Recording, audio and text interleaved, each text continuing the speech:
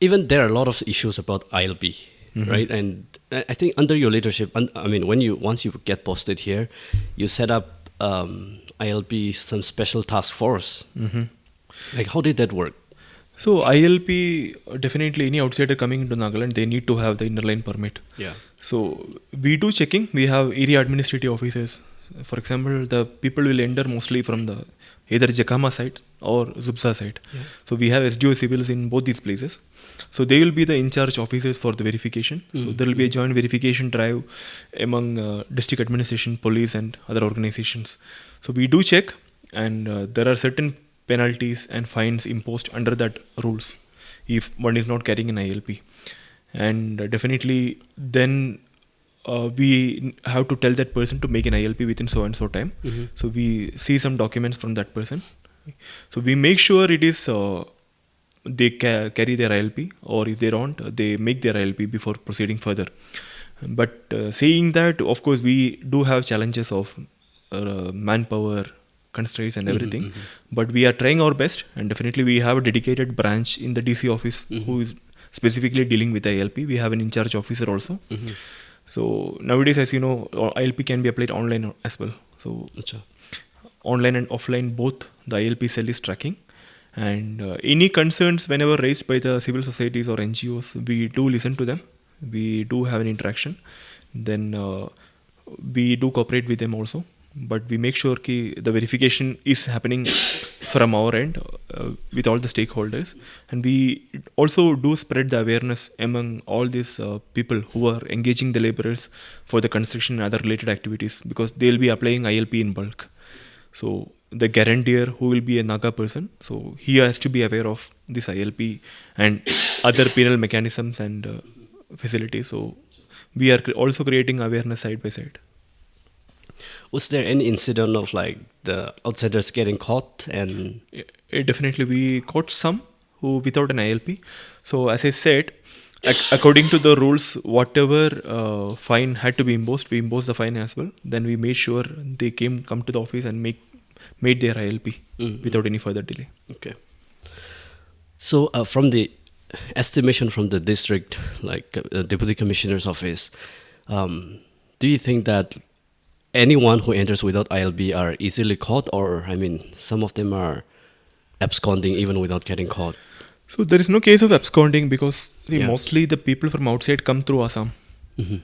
Because whoever is coming from Manipur side, they will be just trespassing Nagaland, because they will be going to other locations.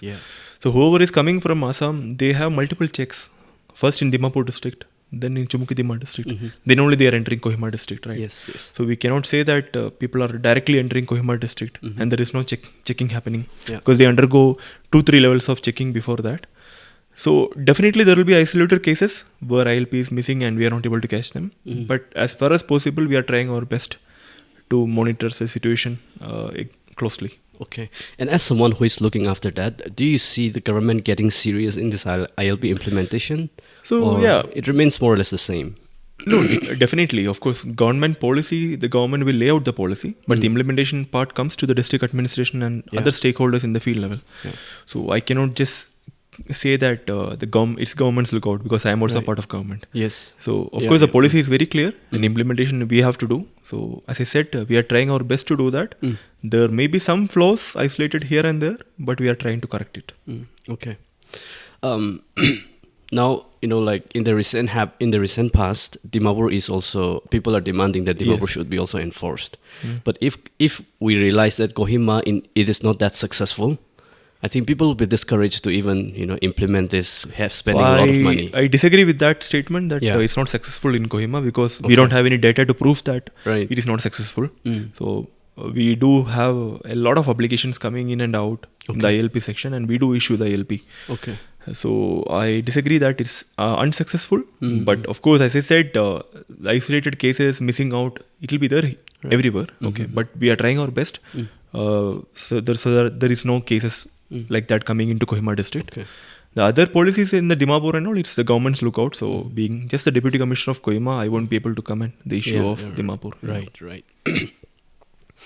I think it's very interesting to very clarify this from your side also, that ILP is on full swing, at least here in Kohima, because people have lost the faith. I mean, from our general observation, you realize that people are thinking that ILP is not implemented properly, Okay. because we don't know the exact ground implementation story. We welcome the people to come and check Right. in the office, like how many people are applying. But Right, yeah, right. through any right to information also you will get the data. But definitely people are applying, and we are also creating awareness in all the subdivisions as well. Yeah.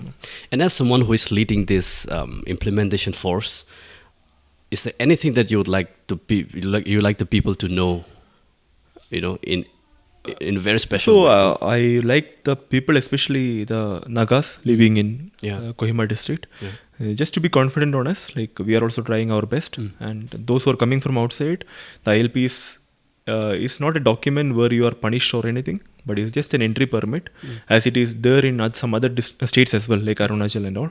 So get your documents correct and enjoy Nagaland, enjoy Kohima. Yeah, So yeah. it's a beautiful place. Yeah. Absolutely, absolutely. Okay, that's very clear already. I think our viewers will also get to realize that things are moving on.